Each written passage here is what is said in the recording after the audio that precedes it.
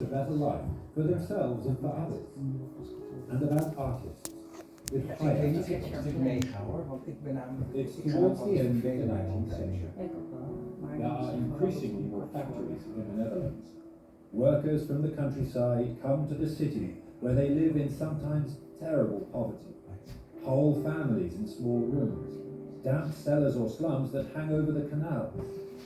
There is no running water, no electricity. Tens of people in one small room. This bucket stood in such a room.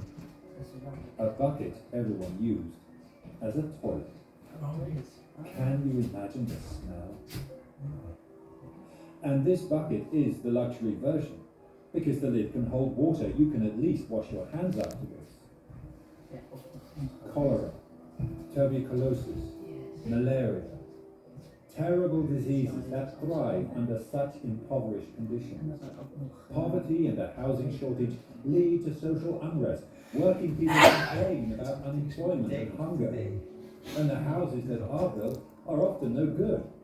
It's not unusual for them to spontaneously collapse. In politics, from left to right, there is a demand to make an end to this situation. So, in 1901, the government in The Hague adopts both the Housing Act and the Health Act. These new laws enable the government to intervene, to demolish the slums, and set standards for the new buildings. They also help the government with financing construction. Everyone who is building to provide public housing is given access to cheap loans. In Amsterdam, housing construction really gets underway when Floor Wieboud becomes Councillor of Public Housing. Together with his brother-in-law, Harry Kepler, he founds the Municipal Housing Service. They ensure both that the City Council builds new homes and that housing associations are well supported. They are at the forefront of making Amsterdam a city that would be called the Mecca of public housing. There are grand plans for city expansion, neighbourhoods with broad streets, lots of greenery, small courtyards, schools, bathhouses, and fewer bars. This is Councillor Wieboud's chair, where he sat at home as he read through his paper. And this is one of those papers, the Council Gazette, where Plan South was written. Plan South was architect Hendrik Burlacher's master plan for city expansion. This is the rule of part 10, part of Plan South. Wieboud and his contemporaries don't just want to build good houses, they also want them to be beautiful.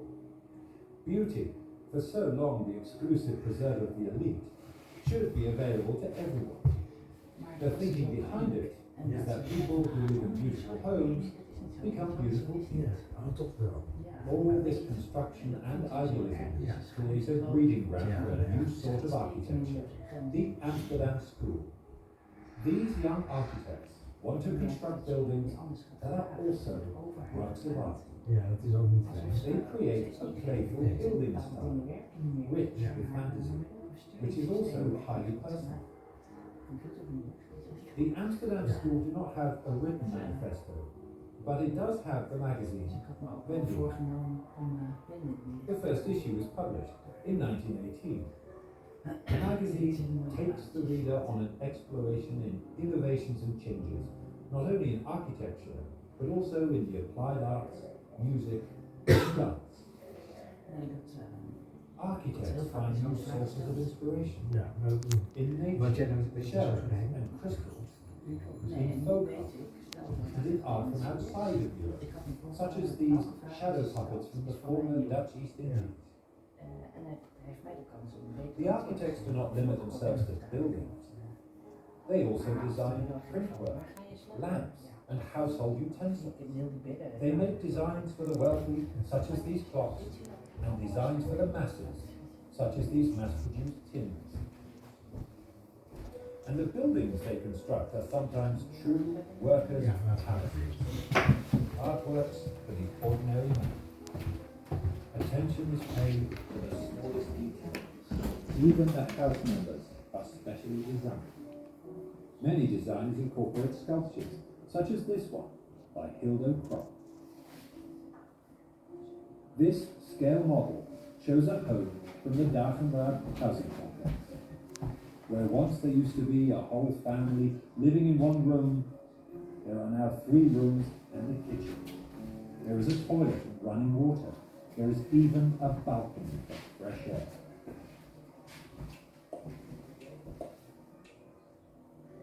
The home is connected to the electric mains so that there is light to read and study by. Insert a coin into the meter and there is gas and light.